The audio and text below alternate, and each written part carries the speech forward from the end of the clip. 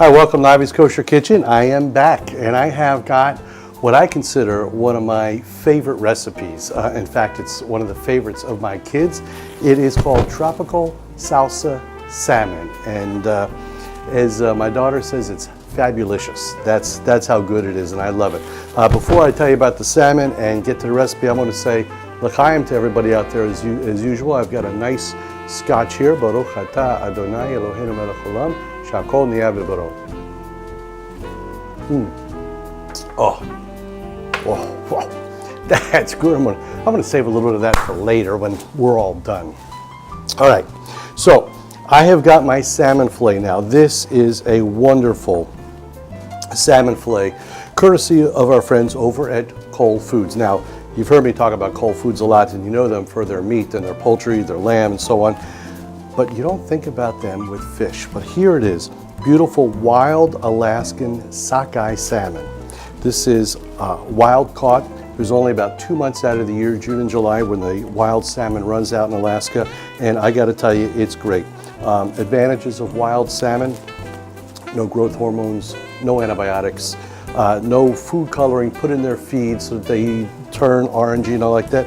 This is the way salmon is supposed to look, just like this, beautiful orange, and it's fresh, flash frozen when they get it, and so you can have wild salmon available to you all year long because it only runs 2 months out of the year. At any rate, also we know all about fish, the omega-3s, how great they are for you and everything else like that, so we're going to get going. Now, first thing I do before I get to the salmon, I'm going to take my burner, just so you see I've got it here. We're going to put it on a nice heat.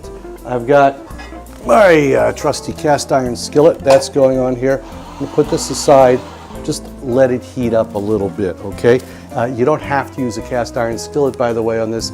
If you've got a non-stick skillet, that would be really good, or something like that. I just happen to like the cast iron. I think it makes a nice thing here. Anyway, we're going to take the salmon, and this salmon comes, by the way, skin on. So what we're going to do here is I'm going to attempt to remove the skin. Now, if you wanted to do this recipe with the skin on, you could. I would just put a couple of slits in it so that it doesn't kind of shrink up. It gives a little expansion room in there, okay? So, salmon's coming onto here. And now, here is a little trick on taking the skin off a salmon. Got a nice knife. I'm just gonna make a little cut right in there and just turn my knife a little bit like this. Now, take a paper towel. Grab the skin of the salmon. Keep your knife down nice and flat, and just wiggle the skin around, okay? And you should be able to just let the knife do the work here. A little bit of the salmon comes off. Oh, beautiful. And you're just gonna pull that skin off. Look at that, very nice. We're gonna save this skin, by the way. This is another recipe on the salmon skin, but this is really good as a, here we go. Just gonna save that here. That's really good as a teriyaki salmon skin, crispy, great to put in a fish paella if you want to, or just eat it as a little snack on its own. Really good. What we're gonna do here with the salmon is I'm gonna take a little bit of salt. Now you could use kosher salt. I happen to have pink Himalayan salt here because I decided to be a little fancy today. The kosher salt is fine, just from up high, just a little bit of salt. You don't need to go crazy on it.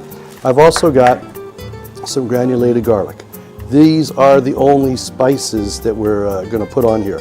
The granulated garlic is always, if you've been watching me, you know I really love what it does to meat and fish. Just a slight hint of it, if there's any kind of gaminess, or in this case maybe some fishiness, which it won't be, it just pulls it out, and it just sort of enhances it and stuff like that. So just a little bit right in there, and that's it.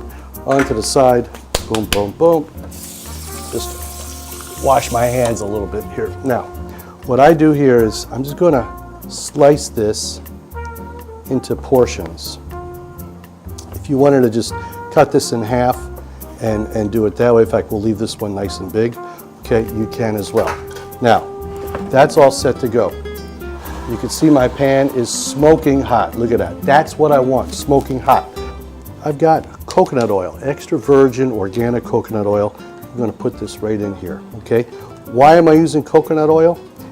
Coconut oil gives a nice little flavor to the fish, okay? Take my turner here, my spatula, just get it in there, okay? And all we're going to do, we want this really, really just blazing hot, smoking hot, okay? I just want to crust up my fish. That's all I'm trying to do here. Okay, don't crowd your pan. Place that in there. I'll leave this big piece for later. All we're doing is getting, like I said, getting a crust. It should release from the pan. Sometimes fish can be a little challenged to turn. I like to take it from this side, have a tongs, just like that. Look at that. You don't have to go a lot. Now remember, this wild salmon, if you're used to the farm-raised salmon, the farm-raised salmon is it's usually thicker because, you know, they're trying to pump it up and plump it up and everything else like that. This is the natural deal, okay? This is going to cook a little bit faster, okay? You don't want to overcook this, especially at this point. We're just looking for a bit of a glaze on it, and that's it. I'm going to take my plate here, and I think you could see, I don't know if you could see in the side there, it is not fully cooked, and that's what I want, is not fully cooked. Because we're going to finish this in our tropical salsas, and it's going to be great. I've lowered my heat on the pan. I don't want it hot now, or super hot. I just want to have it just a saute level. Onions. This is one onion diced that goes in. Okay, we're going to let that get nice and happy. It's got the coconut oil in there, and it's got whatever flavoring from the fish is still in the pan. I have not cleaned out my pan, and I don't want to at this point, okay? Now, we're going to just get that a little translucent, okay? So that's going to take us, if you watch a lot of shows, they'll say 2 or 3 minutes translucent. Listen, I don't know if it's 2 or 3 minutes or if it's 5 minutes. It depends on the heat of your pan and everything else like that, and your own particular burner. So I'm going to take a break, and when it's translucent, when it, say that 8 times real fast, translucent. I'm going to take a break, and when it's translucent, I'll come back and we'll go to the next step. Okay, so it's been about 4 or 5 minutes, something like that. The onions are just about translucent, as I said. I took the opportunity, by the way, to clean my board, wash it nice, soap, hot water, and so on and so forth. Just get any of the raw salmon that was on there off. Okay, now, next step, I've got some tomatoes. This is actually a tomato, nicely diced. That goes in, okay?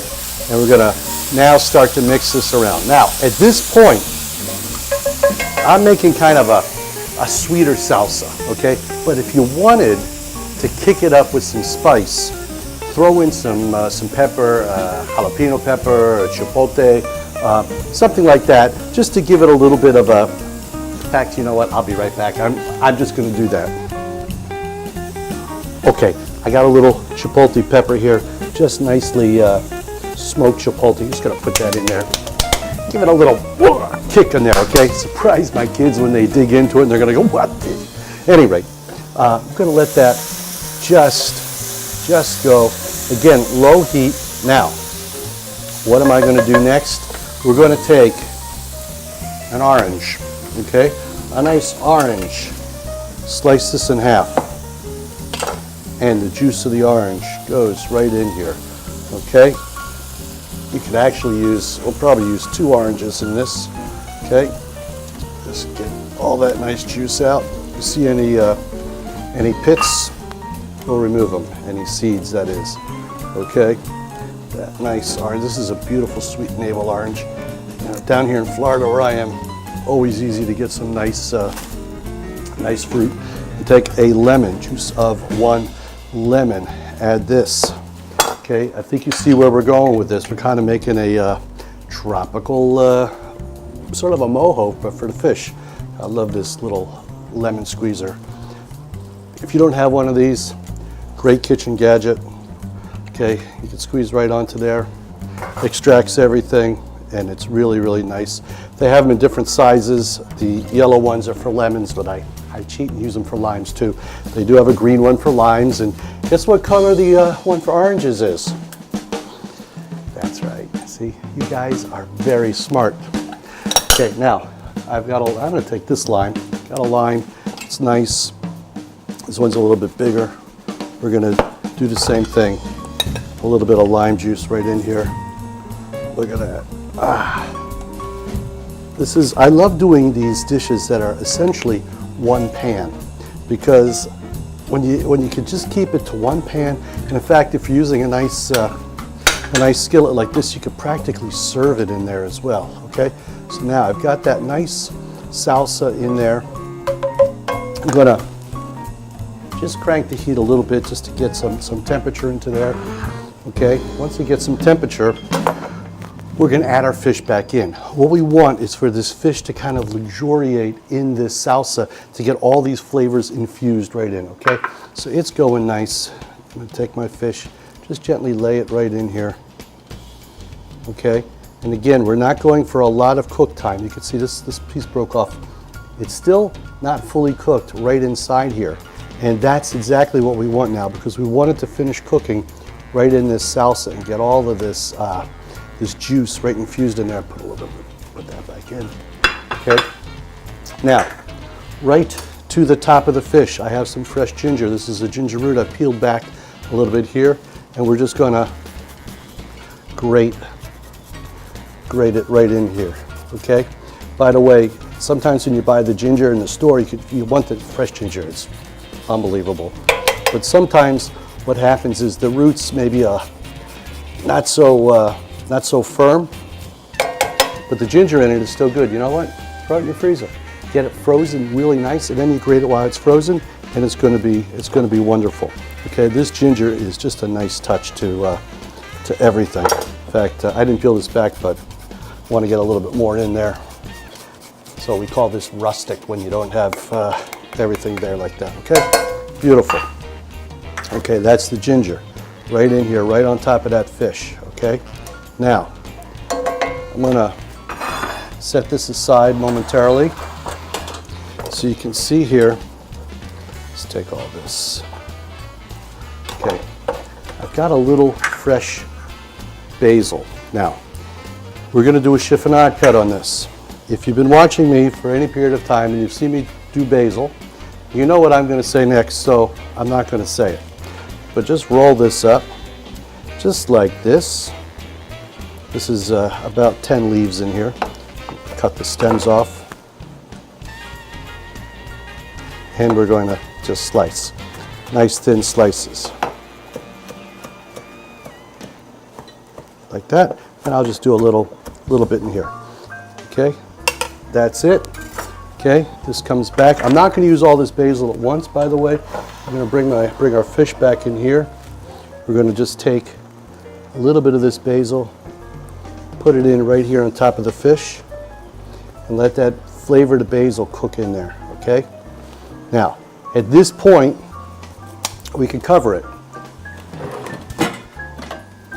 And we can just, well, this cover's not quite big enough, but you get the idea. Just to give it a little bit more action in there. Let everything kind of coalesce. We're going to leave that about another minute and a half. Not too much. You don't want to overcook this salmon. Remember, the wild salmon is going to cook a little bit quicker, okay?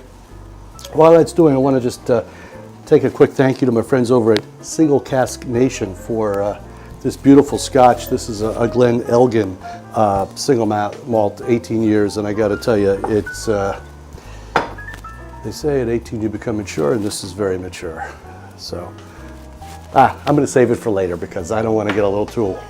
All right, this is gone about long enough here, okay? Because it's going to continue to cook in the salsa itself. So, lid comes off. Okay, heat is still low. Now, I've got my. If you wanted to stop at this point, you could, my friend, but you would literally be robbing yourself of something very wonderful. We're going to just get our heat going. I'm going to put in here a little bit more of my coconut oil. okay? Right in here like so. Remember that coconut oil gives a nice coconutty flavor to things too, okay? Take that. Now I have here a mango, nicely diced. Now this is a mango from my backyard actually. This is a Hayden mango, my favorite mango. You eat this, it's like eating candy. It's so good. And it only is in the late spring and early summer that we get these mangoes here, and they're just wonderful. So if you have the opportunity wherever you live to get a Hayden mango, highly, highly, highly recommend it. Okay, mango goes in here. Okay, what we're going to do, what we want to do is try to caramelize the sugars into this mango, or from the mango, okay? And that's going to go for about 3 minutes on kind of a low heat, and I'll be back after about 3. Okay, it's been about 3 minutes, and the mango is just getting nice and soft here. It's starting to, I don't know if you could see it before and after here, but it's starting to get a little bit more deeper in color, which is what we want. That means the sugars themselves are starting to come out. Now, I've got a little pure maple syrup here. You don't want to use that cheap junk with all the corn syrups and stuff like that. Use pure maple syrup. This is a nice organic one. In your big box stores, you know, your, what do you call your warehouse stores, they usually have a pretty good deal on these. I'm just going to drizzle this maple syrup right in here. Okay, just like this. Crank our heat. We want this syrup to caramelize really nice. Okay, right into things, right into the mangoes. Move this around. Here's my, I'm looking for this and I can't find it. Here it is. Okay, we want to just get this nice and caramelized, nice high heat. This is almost our last step. Now, the reason we're doing this sweet is because we have all that tartness from the lime juice and the lemon juice, and even sometimes the orange. Remember, the orange is still an acidic juice. Even though it's kind of sweet, there is that acid in it. Okay, we're just going to get that nice and caramelized. You can see the syrup bubbling up. That's what we want. Okay, I'm going to turn my heat off, and we're just going to take this, put it to the side, pull that out here, pull this up here. We're just going to take our mangoes right up on top here. Okay, now this, tell me, I'm going to tell you right now, folks, this is a real showstopper when you have it like at your Shabbat table or something like that. And this, by the way, because it's a fish, if you're in the 9 days, there's a 9-day period where observant Jews don't eat any meat. You kind of become a vegetarian or a pescatarian for 9 days, and this is a perfect recipe in my opinion. I hate that word perfect, but in this case, it's perfect. It's for me, it's perfect. For you, hopefully it will be. Just get all that you know what? I like to be delicate with it, but we're going to just let that mango kind of drizzle right in on all this, because that mango is so good. Put that over there. Here we go. I still have some of this basil. Garnish right on top of some of that basil. Okay, and now you can say it looks like a lot, but when we plate it up, you could serve it just like this.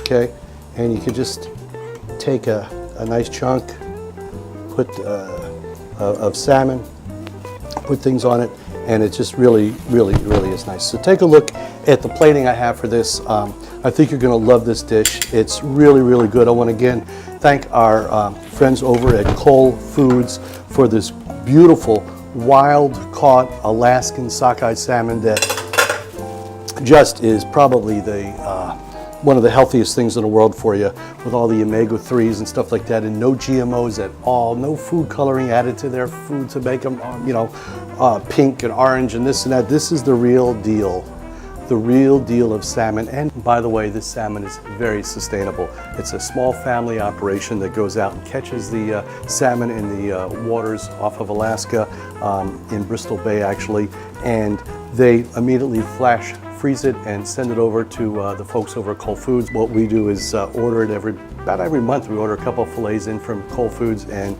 it's just a staple in our plate. So I want to sign off because I honestly can't wait to dig into this because I've been smelling it, and I did take a little taste and tell you, really good. So and I also want to, Sunday here in Florida, so I'm going to treat myself to maybe a wee dram mole from our friends at Single Cask Nation with this beautifully aged scotch. So I'm going to say l'chaim, happy eating, and I'll see you next time.